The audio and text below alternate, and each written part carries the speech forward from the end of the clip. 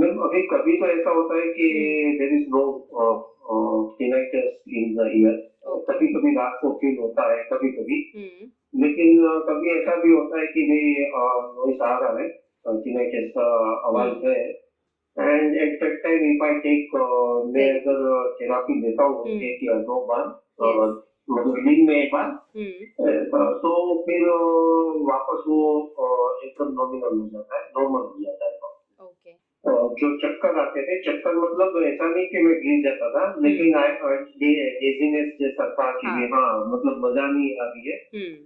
तो ऐसा था। तो हम्म। वो सब तो I think with in month वो चला गया था। ओके। मैम अभी रात को छोड़ के hmm. I am feeling, I feel 85-90%। Okay.